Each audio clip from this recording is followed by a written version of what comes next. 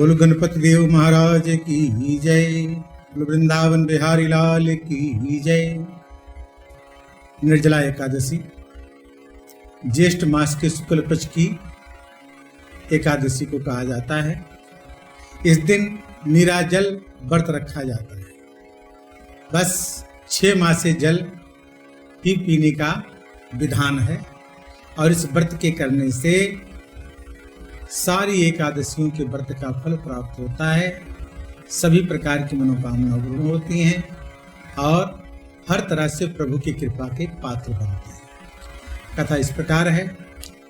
श्री भीमसेन जी ने बोले, हे पितामह, भ्राता युधिष्ठिर, माता कुंती, द्रौपदी, अर्जुन, नकुल, सहदेव आदि एकादशी के दिन व्रत करते हैं और मुझसे एकादशी के दिन अन्न खाने को मना करते हैं। मैं उनसे कहता हूं कि भैया, मैं भक्ति पूर्वक भगवान की पूजा कर सकता हूं और दान दे सकता हूं, परंतु एकादशी के दिन मैं भूखा नहीं रह सकता। इस पर व्यास जी बोले, हे भीमसेन, यदि तुम नरक को बुरा और स्वर्ग को अच्छा समझते हो तो प्रत्येक महीने की दोनों एकादशियों को अन्न मत खाया करो। इस पर भीमसेन बोला, हे पितामह, आपसे पहले ही कह चुका हूं कि मैं एक दिन एक समय भी भोजन किए बिना नहीं रह सकता। फिर मेरे लिए पूरे दिन का व्रत करना बहुत मुश्किल है। मेरे पेट में अग्नि का वास है जो अधिक अन्न खाने पर शांत होते हैं। यदि मैं प्रयत्न करूं तो साल में एक व्रत जरूर कर सकता हूं। इसलिए आप मुझे कोई ऐसा व्रत बता दीजिए जिससे मुझे स्वर्ग की प्राप्ति हो सके। व्यास जी बोले कि हे वायुपुत्र, बड़े बड़े ऋषि और महर्षियों ने बहुत से शास्त्र आदि बनाए हैं। यदि कलयुग में मनुष्य उन पर अमल करे तो अवश्य ही मुक्ति को प्राप्त कर सकता है। उनमें धन बहुत कम खर्च होता है। उनमें से जो पुराणों का सार है उसको बताता हूँ। मनुष्य को दोनों पक्षों की एकादशियों का व्रत करना चाहिए, इससे उन्हें स्वर्ग की प्राप्ति होती है। श्री व्यास जी बोले, हे भीमसेन, कृष्ण और मिथुन संक्रांति के मध्य में ज्येष्ठ मास की शुक्ल पक्ष की एकादशी आती है। उसका निर्जल व्रत करना चाहिए। इस एकादशी के व्रत में स्नान और आचमन में जल वर्जित नहीं है, लेकिन आचमन में केवल 6 माह से जल से ज्यादा जल नहीं लेना चाहिए। इस आचमन से शरीर को शुद्धि हो जाती है। आचमन में 6 माह से अधिक जल शराब के समान है। इस दिन भोजन नहीं करना चाहिए। भोजन करने से व्रत खंडित हो जाता है। यदि सूर्योदय से लेकर सूर्य छिपने तक मनुष्य जलपान ना करे तो उससे 12 एकादशियों की फल की प्राप्ति होती है। द्वादशी के दिन सूर्य निकलने से पहले ही उठना चाहिए। इसके पश्चात ब्राह्मण को भोजन कराना चाहिए। उसके बाद स्वयं भोजन करना चाहिए। हे भीमसेन, स्वयं भगवान ने मुझसे कहा था कि इस एकादशी का पुण्य समस्त तीर्थों और दान के बराबर है। एक दिन निर्जला रहने से मनुष्य पापों से मुक्त हो जाता है।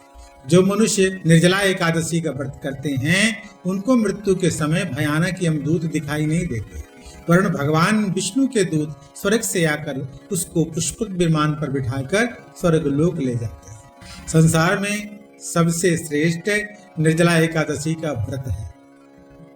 अतः यत्न पूर्वक इस एकादशी का निर्जल व्रत करना चाहिए। इस दिन ओम नमो भगवते वासुदेवाय इस मंत्र का उच्चारण करते रहना चाहिए। इस दिन गौ का दान भी करना चाहिए। इस एकादशी को भीमसेन या पांडव एकादशी भी कहते हैं। निर्जल व्रत करने से पहले भगवान की पूजा करनी चाहिए।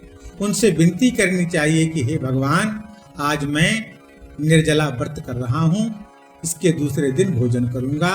मैं इस व्रत को श्रद्धा पूर्वक करूंगा, उससे मेरे सब पाप नष्ट हो जाएं। इस दिन एक बड़े वस्त्र से ढककर स्वर्ण सहित दान करना चाहिए। जो मनुष्य इस व्रत के अंतराल में स्नान तप आदि करते हैं उनको करोड़ों पल स्वर्ण दान का फल मिलता है। जो मनुष्य इस दिन यज्ञ हवन आदि करते हैं उसका फल बताया भी नहीं जा सकता। इस निर्जला एकादशी के व्रत से मनुष्य विष्णु लोक को प्राप्त हो जाता है। जो मनुष्य इसी दिन अन्न खाते हैं उनको चंडाल समझना चाहिए। वे अंत में नरक में जाते हैं। ब्रह्म हत्यारे, शराब पीने वाले, चोरी करने वाले, गुरु से द्वेष करने वाले, झूठ बोलने वाले इस व्रत को करने से स्वर्ग को जाते हैं। हे कुंती, जो पुरुष या स्त्री इस व्रत को श्रद्धा पूर्वक करते हैं, उनके कर्तव्य इस प्रकार से हैं।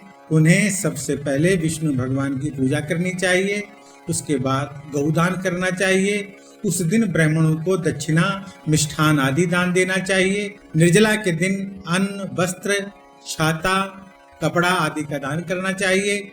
जो मनुष्य इस कथा को प्रेम पूर्वक सुनते हैं, पढ़ते हैं, उनको भी स्वर्गलोक की प्राप्ति हो जाती है, प्रभु की कृपा के पात्र बनते हैं।